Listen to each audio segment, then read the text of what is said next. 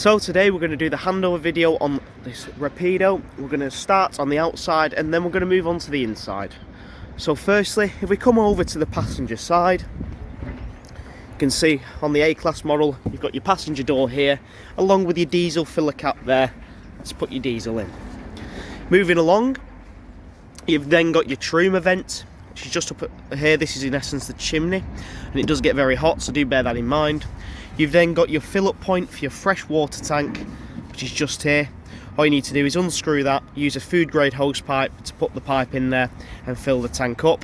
Once it's overflowing, it's all full, and you can turn the hose pipe off and stick the cap back in. Next, you can see you've then got your hookup cable. This allows you to have 230 volt mains electric hooked up into the vehicle, so when we're on site, that is what you'll be using. Below, I'll open up this locker for you now. With the locker open, you can see this gains you access to your boiler system. And this is a little hatch, just mainly for the technicians when they are working on the boiler. And if you ever need to reset it, this is where you can come to do a hard reset on the boiler. Your drain down point for your boiler isn't in there, it's not located in there, it's located on the inside of the vehicle, which I'll show you. Whilst on the topic of drain down points, you've got three main drain down points. You've got one for your fresh water, which is on the inside of the vehicle, one for your boiler drain down point, which as I mentioned is on the inside of the vehicle, and then your final one, which is your wastewater drain down point, which is external to the vehicle, and that's on the other side of the van, which I'll show you in a minute. In here you have a bit more storage which pulls out, which is nice and handy, and as you can see you've got a fridge vent here. Do bear in mind, if it is sunny, try and keep this area under shade if possible, or turn the vehicle round to stop the sun from beating on it. It'll just allow the fridge to run smoother and more efficiently. At the back you have another hatch which I'll open for you now, and as you can see you've got your toilet cassette just in here. You'll notice just at the side here, this is in essence an external shower point, so you can tap into this using a bayonet fitting. You can connect your shower up, turn it between hot and cold, and then you can turn it on and off, and that will allow you to feed water outside the vehicle. It is worth mentioning that you'll need your pump on for that. Now coming back over to your cassette toilet, all you need to do is pull up on the yellow tab here and slide out. Main thing to remember is when emptying the cassette that the blade on the toilet is always closed. If the blade is open, what will happen is you'll come to remove this and it will get jammed, and then some customers have been known to force it and pull it away and break it. So do bear that in mind, just be mindful of it. Once you're at this position, all you need to do is pull out, and then you can simply empty the system. To empty it, it's dead simple. All you've got to do is pull out. It's quite hard with one hand, as you can appreciate, but you need to pull out this funnel. This just slides across, undo the cap using the yellow button on the back side, click that, and that will release the internal vacuum on the inside to get rid of all the contents in the cassette. And that's all you need to do. You can put a bit of water in there just to swill it out, and if you want, your blue fluid will go straight into the cassette, or you can get your toilet sachets if you want. Finally, you'll notice that you have got this yellow little toggle here which does move. That should always retain in that position. You should never need to move that. In essence, that is what makes contact with the blade when opening and closing the cassette. Once the system's empty, all you need to do, pick up the cassette, line it butt back in place, slide it in, and then connect it like so. Moving around the back of the vehicle, as you can see, you've got your bike rack along with your ladders and your aerial attached to the rear, and on this vehicle you've got a tow bar. Coming to the back, or to the side rather, you can see you've got a large standing locker here. With that open, you can see gains you access to the locker. You've got an awning pole here, awning winder rather, to operate the awning, which I'll move on to in a minute, and a bit of storage up at the top. Moving on from this, in your next locker, which I'll open up for you now. With the locker open, you can see that this gains you access to the underside of the bed, and in essence this is your storage area where you can load the majority of the contents in the van. You'll notice here you have got a light as well, along with an RCD breaker, which is just there, but I'll move on to that when on the inside of the vehicle and show you how to operate that. Now directly below the storage area, you can see you've got a grey pipe, and this is for your wastewater. This is your drain down for that wastewater tank. As I mentioned, this is the only drain down on the vehicle that is external. All you need to do is turn that, and that will drain down the entire vehicle. You'll have a big grid that you drive over, pull that, or turn that rather, and that will empty its entire contents. Now when you're travelling home, what I recommend is empty the mass amount of contents when on site, but then the residual water in the system, if you leave this pipe open when travelling home, the vibrations of the road are going to get that water out, and it's going to drain the system. You've got one for the wastewater here, and that applies to the fresh water and of course the boiler point on the inside of the vehicle. Moving on, you can see you've got two more fridge vents on this side. Again, just bear that in mind, keep that nice and open if the sun is beating down on the van. My mistake, on the other side of the vehicle, that was just a vent just to circulate the air for your extractor fan, but on this side these are your fridge vents, so the same applies. If it is hot and the sun's beating down on this side of the van, pull the awning out just to give it a bit of shade.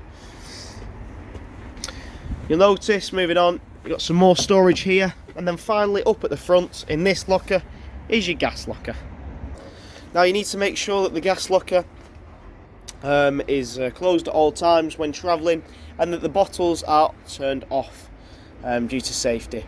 The only time the bottles should be turned on are when on site, or when you're on site rather, to ensure that you don't have, if involved in the crash, nothing explodes. Now moving on to the inside of the vehicle now, I'm going to show you how the internals operate. So moving on to the inside of the vehicle, just above your habitation door is your control panel.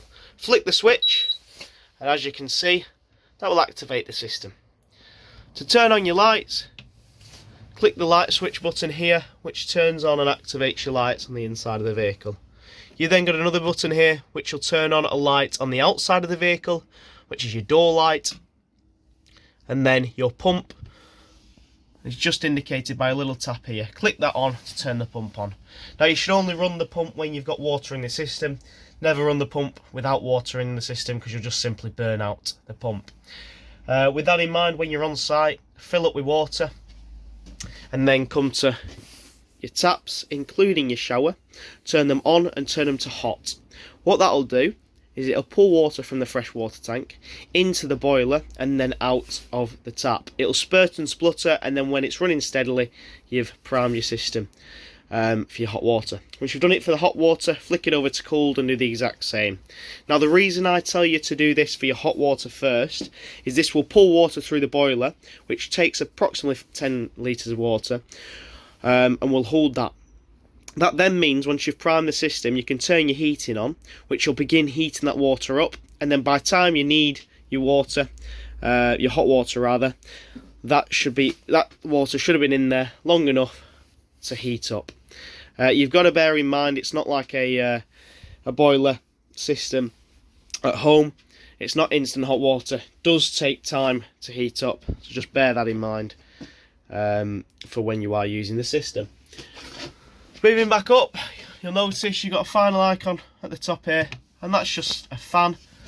It's just a light for underneath the extractor there. As you can see, turns it on and off. Next, you've then got two levels here.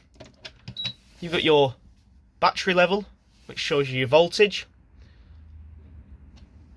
and then you've your fresh water tank level. At the moment, we've actually got 75% water in, so we've got a bit of water in, and that shows you your level just on there.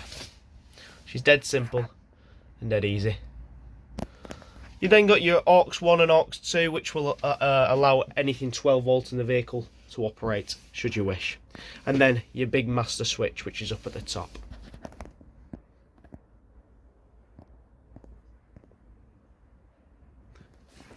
Now moving away from the control panel and into the lounge, you can see that you've got your L-shaped lounge here with 2 seat belts. Underneath here, you've got access to your fresh water tank, and this comes to my second drain down point in the vehicle. So I'll remove this cushion now and show you how to drain down this vehicle. With the cushion lifted, you can see that you've got your fresh water tank, which is just located here. That is your pump in the middle. You've got 2 points on the fresh water tank, which you can access. All you need to do is unscrew these black caps, and then within the tank you'll have a little valve. Same thing on this side. All you need to do is twist that, and that will open up the tank and drain it down. As I mentioned, on the outside for your wastewater, you can leave this open once you've drained the majority of the water on site, because the vibration of the road will get the remainder out. This is also good and gives you good access for when you're cleaning the tank. So you want to clean the freshwater tank, you can get in there and drop your purifying tablets in there as well. Now looking forward and moving away from the lounge, you've got your big double bed, which is above your cab. To operate this, all you need to do is drop your 2 front seats forward, and then your bed can pull down, which I'll do for you now. And as you can see, the bed is now set up. To drop these forward, all you need to do is twist these plastic pieces, and they then fold forward, and then it gains you access to your bed. Put all your bedding and duvet on there, leave that on, and it will take it up. Just be mindful, obviously, about how much you put on there, because the more you put on there, the harder it's going to be to put the bed up. Now moving away and going into the kitchen area. In the kitchen, you've got your hob, which, as I say, will work once you've turned your gas on. You then got your Smeg oven, and then your sink, which we've spoken about.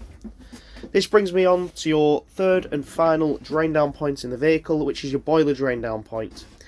It's dead easy. All you need to do is open up this large storage area here, and then just underneath here, it's going to be quite difficult to see on the video, but you can see you've got this slat of wood just next to where you put your wine bottles. All you need to do, there's a little hole in here which will allow you to lift this panel up, as you can see, and located in there is your drain down point for your boiler. Now with the light on it, you can see it a little bit better. In here is where your drain down point is. You can open and close it, and you can see that you've also got a brown valve just at the back there as well. In the open position, just pull this red tab up, and in the down position, just pull it down, depending on whether you want it closed or open. And as I say, you have a brown tab there that will drain everything from the boiler beyond. Flick that up like so, and that'll drain everything out. It's worth noting, rather, you may need your pump on for that to properly work. Just bear that in mind. But as I say, don't forget about that, and that'll drain down everything from the pipework beyond. Now opposite the kitchen area, you've got your fridge. In your fridge, or shall I say, how this works, you've got your fridge below and your freezer above. What I typically find is, because it's not as powerful as a normal domestic fridge, is if you want cold things in your fridge, put cold things in there, and if you want frozen things in your freezer, put frozen things in there, as it does a much better job at maintaining the temperature rather than pulling something down to temperature. Up at the top is your control panel for it. This is a 3-way fridge, and it stands for 3-way because there's 3 ways of power in it. So first option is gas, so when you're wild camping you can run it off gas, and you turn this little valve, as you can see, to select through the options. The next little option, as you can see, is 230 volt. So when you're on site and camping on a pitch, you can select it on the little plug, which will give you 230 volt and allow it to run off that. And then finally, you've got a little leisure battery button. You can flick it to that when you're travelling, because when you're travelling, your leisure battery is always powered, and that'll send a constant feed of charge to the fridge. Now bear in mind, a lot of people think that they can run the leisure battery off, the fridge rather, off the leisure battery when wild camping to save the gas, but that's not the case. It just won't work, because if that was the case, you'd be without power for your leisure battery, as your fridge draws too much power. So do bear that in mind. It'll only allow you to run your leisure battery your fridge rather, off your leisure battery when travelling, as this vehicle's got a built-in alternator which will send charge directly to the leisure battery to feed the fridge. You'll then notice on this model of fridge you've got an auto button which will automatically assign whichever fuel you have got to the fridge. You then got this button here which will circulate the air and put it back into the fridge, and on this side you've got a dial for the temperature. Above the fridge in the locker you've got your microwave. It's worth noting this will only work off 230 volt, so bear that in mind. Well, that can be operated from here. Before moving on from the kitchen, in the bottom here you've got a bit of storage, but also where your isolation taps are. These will allow you to isolate certain areas of the van, but this shouldn't be used. This should only be used for the technicians who are working on the vehicle, or you can only use it when advised to. The bedroom is the next area of the vehicle. You can see you've got plenty of storage up at the top, along with storage for hanging here. In the top there, you can see that you've got your point for your aerial. To turn that on, all you need to do is click a button there. I can see it's very difficult to show you on the video, but click that button and that should turn your aerial on. It's all located in there for you. Coming back to the bed, underneath here you've got loads of storage that you can access. Thanks to the bed being on gas struts, allows you to access that very easily. So with the bed up, as you can see, gains you access to the area at the back. Plenty of storage in the back here, which works really well. And as I mentioned, on the outside of the vehicle, that is your storage hatch. But you have got an RCD breaker here, which if the vehicle ever trips, you can simply come to. You've also got a 230 volt socket as well. Finally, moving on from the bedroom and into the bathroom area, you can see that you've got your toilet and your shower. Your shower we've discussed about priming your system, so you're sorted with that. Everything is the same, but your toilet is slightly different rather. So as I mentioned, on the outside you need to make sure that the blade on the toilet is of course closed when removing the cassette. To open the blade, or the cassette rather, you need to access the blade. The blade is just on this side of the cassette. Pull that towards you and that'll open the cassette, so all the contents can fall into the cassette. Once you've done that, all you need to do is press the blue button there, which will activate your flush and will flush the system. Once you've done that, close the blade like so, to stop any odours from escaping, but to also get into the habit of having that closed, so when you remove the cassette you're never going to run into the issue of it being jammed or stuck.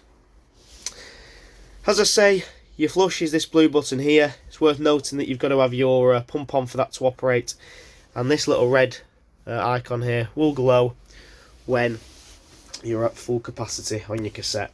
Once you've got that, you just need to empty it. And that concludes the handover video on the Rapido. I hope you enjoyed.